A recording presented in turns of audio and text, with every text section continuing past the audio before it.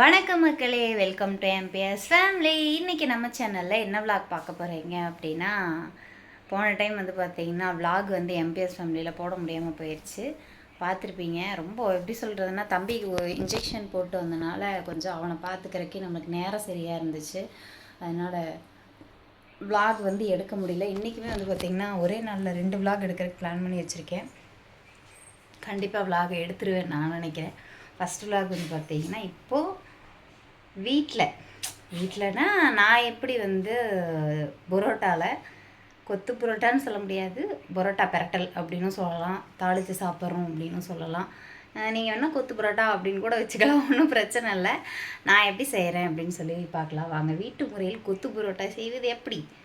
புரோட்டாவே சாப்பிடக்கூடாது, அப்புறம் ஏமா கொத்து புரோட்டா போடுறேன் அப்படின்னு நீங்கள் நினைக்கலாம். இது வந்து பார்த்திங்கன்னா நம்ம வீட்டில் செஞ்ச பரோட்டா தான். கண்டிப்பாக நெக்ஸ்ட் டைம் வீட்டில் நம்ம பரோட்டா செய்யலை, விளாக் எடுத்து நான் கண்டிப்பாக போஸ்ட் பண்ணுறேன். ஆனால் வந்து 2 தடவை பரோட்டா விளாக் வந்து நம்ம போட்டிருக்கோம். பிரியா முனிஸ்லேயும் போட்டிருக்கோம், சஸ்மிதா எம்பிஎஸ் ஃபேமிலிலையும் வந்து பார்த்திங்கன்னா போட்டிருக்கோம். அத்தையும் பரோட்டா போடுவாங்க, மாமாவும் பரோட்டா போடுவாங்க, 2 பேருமே பரோட்டா மாஸ்டர். ஓகேங்களா? இப்போ நம்ம இந்த பரோட்டாவில் எப்படி வந்து கொத்து பரோட்டா வீட்டு முறையில் பண்ணலாம், வேறு எந்த ஒரு இதுவும் கலக்காமல் போடலாம் அப்படின்னு சொல்லி பார்க்கலாம். ஓகேங்களா? வாங்க வீடியோக்குள்ளே போகலாம். அதுக்கு முன்னாடி புதுசாக யாராவது நம்ம சேனல் பார்த்துட்ருக்கீங்க அப்படின்னா வீடியோக்குள்ளே போய் பாருங்கள். வீடியோ பிடிச்சிருந்து அப்படின்னா லைக் பண்ணுங்கள், ஷேர் பண்ணுங்கள், கமெண்ட் பண்ணுங்கள். மறக்காம நம்ம சேனலை சப்ஸ்கிரைப் பண்ணி சப்போர்ட் பண்ணுங்கள். வாங்க வீடியோக்குள்ளே போகலாம். வந்து பார்த்தீங்கன்னா ரெடியாக எல்லாம் எடுத்து வச்சாச்சு. வெங்காயம், பெரிய வெங்காயம் ஒன்று கட் பண்ணி வச்சுருக்கேன், தக்காளி ஒரு 3 தக்காளி வச்சுருக்கேன், முட்டை ஒரு 3 தான், ஒன்று வந்து பாப்பா ஆம்லேட் கேட்டிருக்காங்க. அப்புறம் ஒரு இந்த அளவுக்கு பீசஸாக கட் பண்ணி வச்சுருக்கேன். இந்தாங்க, கேமராமேன் வந்துட்டார், வந்து விட்டார் நம்ம கேமராமேன். கொத்து பரோட்டா கடையில் எப்படி போடுவாங்க? நீங்கள் மாஸ்டர் தானே, சொல்லுங்கள். குட்டி குட்டியாக அந்த கட்டில் வெட்டணும்னா தான் அந்த இது வரும், குட்டி குட்டியாக.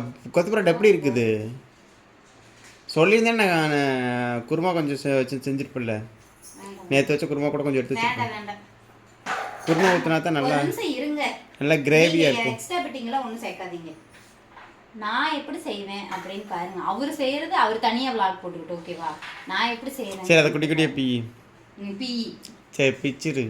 அதில் என்னன்னு சொல்லுவேன், சொல்லு. கட் பண்ணுங்க. அடாடா, இங்கிலீஷ்லேயே வெளிநாட்டில் பிறந்தப்போ கட் பண்ணுங்க, கேர் கட். மற்றதெல்லாம் இங்கிலீஷில் போட்டால் மட்டும் சொல்ல மாட்டேன், கட் பண்ணுங்க.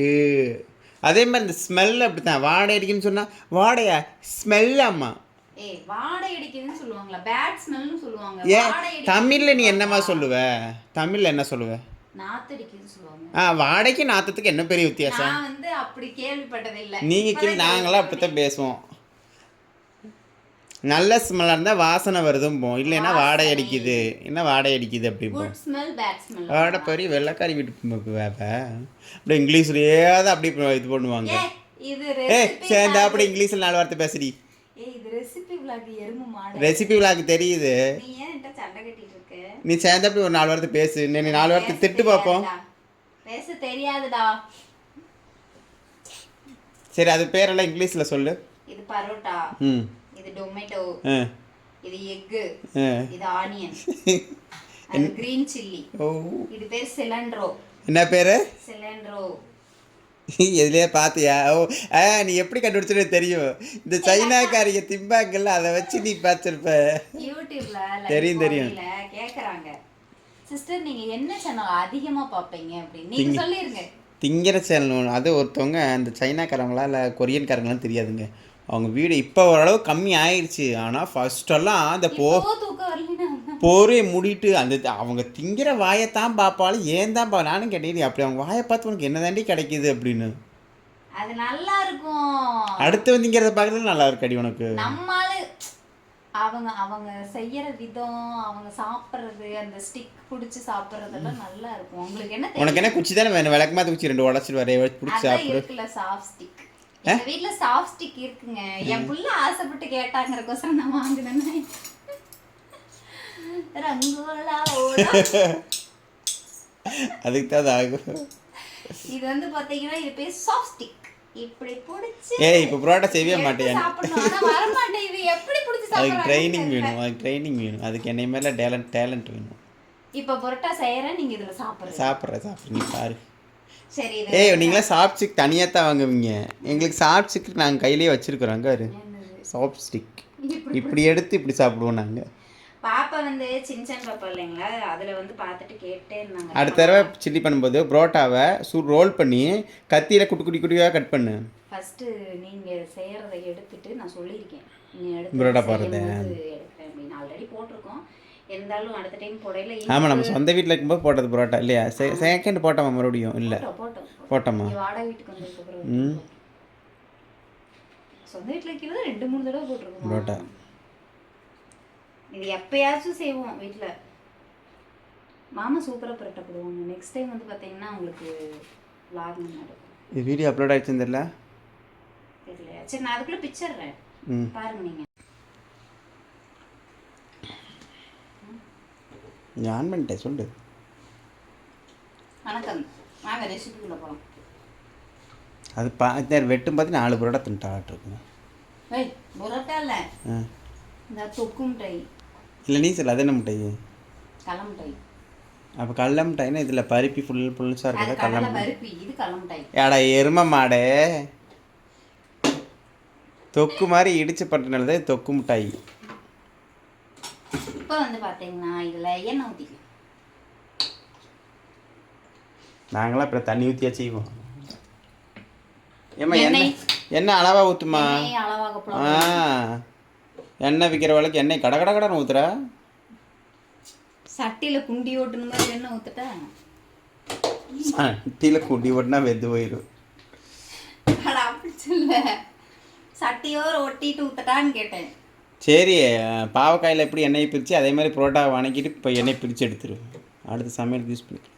எப்படி முடியும்? அது ஒன்றால் முடியும். நீ திறமையான ஆள், செஞ்சுருந்தீங்க. எனக்கு வேதனையாக வருது.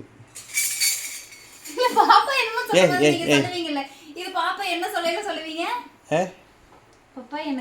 அப்பா எனக்கு வெக்கமா வருது. ஆமா, பாப்பா ஸ்கூலுக்கு போறதுக்கு அப்ப சொல்லுவாள்ல, ஒரு 4 வயசுல எல்லாம் என்ன ஏதாவது சொன்னோம்னு வச்சுக்கீங்களேன், சொல்லு பாப்பா. அப்பா எனக்கு வெக்கமா வருது பைபிள். ஐயோ எனக்கு வேதனையா வருது. அப்பனுங்களையும் மாறி மாறி சொல்லிக்குவாங்க. இப்பதான் வாயை திறந்தேன், தப்பிச்சுட்டா. வணக்கிறதுக்கு எல்லாரும் எந்த வீட்டில் எந்த கரண்டி எடுப்பீங்கன்னு என் பொண்டாடி குழம்பு கரண்டி. அதுக்கு முன்னாடி ஏன்னா என் பொண்டாடி கொஞ்சம் உள்டாதான். பச்சை மிளகாய் போட்டு தண்ணி நிற்கவும், வெடித்து மூஞ்சியும் செதறி விடும். வெங்காயம் பச்சை மிளகாவும் போட்டு கருவேப்பிலை எல்லாம் போட்டு நல்லா வந்து வணக்கிக்கணும். மாமா செய்யும்போது நல்லா இருக்கும். கண்டிப்பாக அந்த ரெசிபி நாங்கள் ஷேர் பண்ணுறோம். சூப்பராக பண்ணுவாங்க. அவரே குருமா வச்சு அவரே பரோட்டா போட்டு திருப்பி நைட்டு வந்து அதைவே கொத்து பரோட்டா போடணும். சரியா? 3 ரெசிபியாக வந்து கண்டிப்பாக நான் போடுறேன். பரோட்டா போடுறது, குருமா வைக்கிறது, கொத்து பரோட்டா போடுறது. உண்மையாலுமே நல்லாயிருக்கும். அது எப்படி இவருக்கு தெரியும் அப்படின்னு நீங்கள் நினைக்கலாம். மாஸ்டருங்க, பரோட்டா மாஸ்டர் அத்தையும் வரும். எங்கள் அம்மாவை சொல்லு, நான் எந்த மாஸ்டர்? நான் ஏதோ என்னன்னா கடை வச்சிருந்தாங்க கல்யாணத்துக்கு முன்னாடி. எத்தனை வருஷத்துக்கு முன்னாடி? அதெல்லாம் 10-15 வருஷம் இல்லை, அதுக்கு முன்னாடி 5 வருஷம் இருக்கும். 15 வருஷத்துக்கு முன்னாடி. சரி, ஒரு ஃபோன் கால் வருது. வெங்காயம் வதக்கி வதங்கிடுச்சு. இப்போ வந்து நம்ம கட் பண்ணி வச்சுருக்கிற டொமேட்டோ உள்ள போட்டுக்கலாம். உள்ள விட்டு தக்காளி கட் பண்ணக்கூடாது. அது நீங்கள் செய்யலை, நீங்கள் பார்த்துக்கணும். இது நல்லா இப்போ வந்து மசிக்கிட்டோம். அதுக்குள்ளே வந்து சோறு வந்துடுச்சு. Sorry for the disturbance. நல்லா வந்து வதங்கிட்டோம். அதுக்கப்புறம் வந்து நம்ம போடுற இன்க்ரீடியன்ஸ் எல்லாம் என்னென்னு பார்க்கலாம்னா, மஞ்சள்தூள், மிளகாத்தூள், மல்லித்தூள், சிக்கன் மசாலா, கரம் மசாலா, உப்பு. நீங்கள் என்னென்ன போடுவீங்க? அதில் எதுவுமே விட மாட்டேன். குழம்பு செய்வீங்க. புரோட்டா குழம்பு ஊற்றி முட்டை உடச்சி ஊற்றி வெங்காயம் தக்காளி கூட இவ்வளோ போட மாட்டோம். சும்மா தக்காளி குட்டி குட்டியாக விளைஞ்சி போடுவாங்க. குழம்பு நிறையா ஊற்றணும். முட்டை போட்டு நல்லா இது பண்ணி விட்டு பெப்பர் தூள் போட்டு எப்படி எடுத்து ஜம்முன்னு இருக்கும். இப்படி செஞ்ச அப்படின்னா கொஞ்சம் ட்ரையாக இருக்கும். உனக்கு குழம்பு ஊற்றாமல் செஞ்சால் ட்ரையாக இருக்கும். குழம்பு ஊற்றி செஞ்சால் கிரேவியாக இருக்கும். இது வந்து யாரோட மெத்தட் அப்படின்னு பார்த்தீங்கன்னா, எங்கள் வீட்டில் எங்கள் அம்மா செஞ்சு தருவாங்க.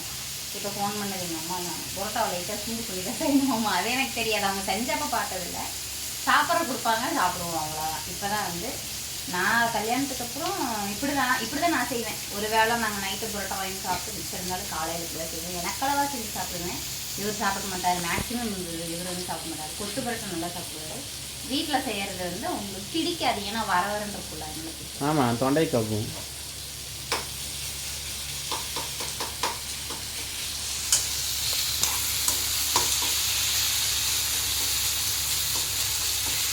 நல்லா கொத்தி விட்டுட்டு ஃப்ரை ஆகட்டும். நல்லா ஃப்ரை ஆயிடுச்சு. இப்போ வந்து பார்த்தீங்கன்னா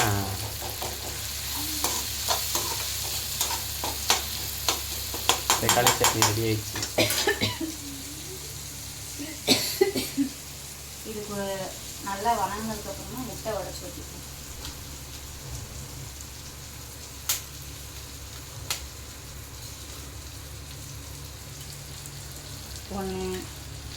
எங்கள் வீட்டில் தலைக்கு ஒரு முட்டைன்னு நினைக்கிறேன், அதான் 4 முட்டை ஓடுறோம். இல்லைம்மா, 4 முட்டை, நாங்கள் 3 பேர் தான் இருக்கோம். பையன் இருக்கான்ல, அவனை அதடா அவனுக்கு சேர்த்து 2 முட்டையை நீ சாப்பிட்டுக்கல, அந்த கணக்கு தானே பண்ணுவேன்.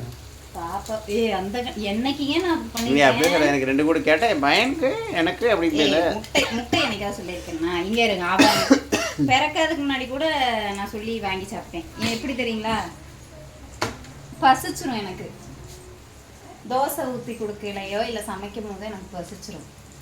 ஃபஸ்ட்டு ஒரு முட்டை போட்டு இங்கே வச்சுட்டு சாப்பிட்டு அப்படியே சமைச்சுக்கிட்டே பசியாயிடும் எனக்கு. இந்த பொதுவாகவே அப்படித்தான் எல்லாத்துக்கும். அப்படின்னு கிடையாது, எல்லாத்துக்குமே பசிக்காதா? சமையல் செய்கிற யாருக்குமே பசிக்காது. நீங்களாம் நினச்சிக்கிறது, அதுக்கு என்ன பண்ணுறது? முதல்ல உங்களுக்கெல்லாம் பசிக்காது, ஏன்னா எங்களுக்கு பசிக்காது, எங்களுக்கு வயிறு இல்லை. நாங்கள் வந்து ஒரு சைட். சரி, இன்னொரு முட்டை உடச்சி ஊற்று, அதையும் வச்சிருக்கிறவ. அட பாப்பா கேட்டா இதுக்கு வேக வைக்கிறியா? இல்லை, அவளுக்கு ஆம்லேட் வேணுமா? காலையில் தானே, நீ தானே நைட் தர மாட்டேன்னு சொன்னேன். Half boil. Half boil. அதான் எம்பளை ஆம்லேட்லாம் உன்ட்ட கேட்டிருக்க மாட்டா. என்னென்ன பாரு சொல்லிட்டு போறீ. உப்பு போட்டா? உப்பு. இது பேர் என்ன? சிக்கன் மசால். சிக்கன் மசாலா. முட்டையை உடச்சி ஊற்றினதுக்கப்புறம் உப்பு போட்டிருக்கா. அதுக்கப்புறம் சிக்கன் மசால். இது வந்து கரம் மசால். இருக்கிற மசாலாம் போடுறதானுங்க. அப்புறம் கொஞ்சம் மஞ்சத்தூள். நம்ம வீட்டில் செய்கிறது நம்மளுக்கு இஷ்டப்படி என்னென்ன வேணுமோ போட்டுக்கலாம். மஞ்சத்தூள் கம்மி போட்டு. ஆமாம், மஞ்சள் கம்மி சார். இதில் வந்து நம்ம மிளகாத்தூள் போட்டுக்கிறதுனால கொஞ்சோண்டு போட்டுக்கலாம், காரம் ஏறியது. அவ்வளோதான். முட்டை ஆஃப் ஆயில் ஆயிடுச்சு. முட்டை பொரியல் ரெடி. முட்டை பொரியல் இல்லை, இது முட்டை பொரியல்னா வெங்காயம் தான் நிறையா இருக்கணும். இது வந்து நம்ம நல்லா வந்து அந்த முட்டை பொரியலுக்கு இது பண்ணோம் இல்லைங்களா, அந்த ஸ்டேஜுக்கு வந்து ரெடி ஆகணும்.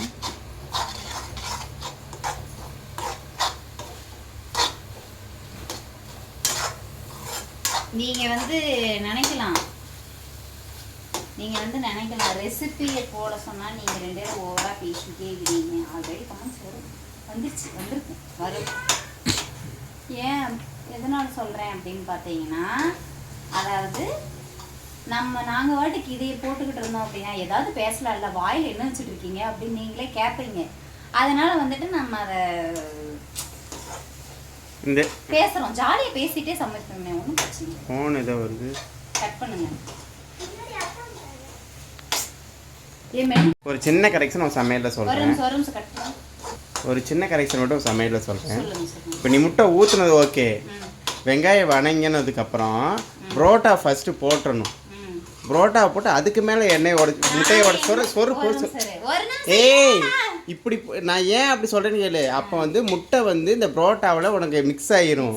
உனக்கு அந்த வறட்சி கொஞ்சம் கம்மியாகி கொஞ்சம் கிரேவி தன்மை கிடைக்கும். நீ இப்படி தனியாக போட்டேன்னா முட்டை பொரியலுக்கும் புரோட்டா போடுத்தின மாதிரி இருக்குன்னு சொல்ல வர்றேன். இப்படி லூசுங்க, ஒரு லூசு. முட்டை பொரியல் ரெடிங்க. இப்போ வந்து என்ன அப்படின்னு பார்த்தீங்கன்னா, அது அவர் புரோட்டாங்க, கொத்து புரோட்டா. இது நம்ம கொத்து புரோட்டா, ஓகேவா? இது ரெடி ஆனதுக்கப்புறம் இது உள்ள போட்டுட்டு நீ அப்படி என்ன சொல்லக்கூடாது. இனிமேல் உனக்கு கேமரா பிடிக்கிறீங்க இல்லை பிரியா, ஒரு சின்ன கதைக்கு காமி. இப்போ நீ இதை பண்ண, இது எப்படி இருக்கு நானும் உனக்கே நல்லா இருக்கும். இது 2 நிமிஷம் மூடி வச்சா எதுல நல்லா இருக்கும். ஏன் என் வாயில போட்டு மூடி வச்சுக்கிறேன். நல்லா மிக்ஸ். சரி, அந்த இடத்துல பால் ஊற்றி அப்படி கொஞ்சம். இல்லை, எனக்கு ஒரு கை தாண்டா இருக்குன்னு சொல்லு.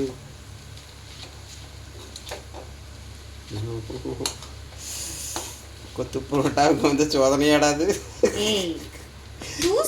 பிரியா ரெசிபி. நீ போ. சரி, நானே குடிச்சுக்கிறேன். நீ ஒன்றும் குடிக்க வேண்டாம். இதுக்கு தான் உன்னை நான் கூப்பிட்றதே இல்லை. போ அக்கட்டால போ. நான் ஹோட்டல் வச்சா நீ தான் கொத்து புரோட்டா பாசிட்டிவ். நீ ஹோட்டல் வச்சா நான் இருக்கே மாட்டேன். ஹோட்டல் பக்கமே ஒரு நீ சும்மா போட்டதே. நீ ஒன்றும் எனக்கு ஒன்றும் பிடிக்க வேண்டாம். போ. டென்ஷன் பண்ணாத. எல்லாரும் உன்னை தான் திட்டுவாங்க, என்னை ஒன்றும் திட்ட மாட்டாங்க. வீட்டில் செய்கிறது அப்படி தானே இருக்கும். நீங்கள் ஹோட்டல் வச்சு நடத்திருக்கீங்க, அது உங்கள் ஹோட்டலோட நிறுத்திக்கிங்க. இருங்க மக்களே, ஒரு கையில் பிடிச்சிட்டு இருக்கிறதுனால நான் அப்புறமா விளாக கண்டினியூ பண்ணுறேன். இவன் ஒரு லூஸு. இனிமேல் கேமராமேன் வரமாட்டார் விளாகுக்கு. இப்போ வந்து பார்த்தீங்கன்னா பரட்டி முடிச்சாச்சு. கொத்தமல்லி போட்டு ஒரு 2 நிமிஷம் வந்து நம்ம மூடி வச்சுக்கலாம். மூடி வச்சுட்டு அப்புறமா கண்டினியூ பண்ணலாம். இந்த கொத்து பரோட்டா வந்து ரெடி ஆயிடுச்சு. இது பார்த்தீங்கன்னா பிரியாவோட ஸ்பெஷல் கொத்து பரோட்டா. இது நான் வந்து உங்களுக்கு டேஸ்ட் பண்ணி சாப்பிட்டு பார்த்துட்டு எப்படின்னு சொல்கிறேன்.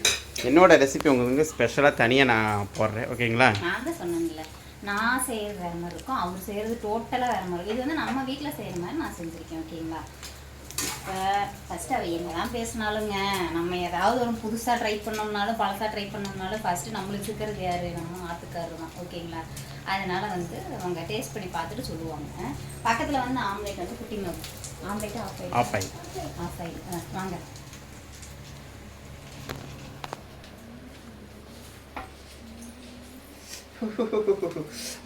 ஜில்லுன்னு இருக்கா? ஆமாம், ஐஸ் பிரியாணியா?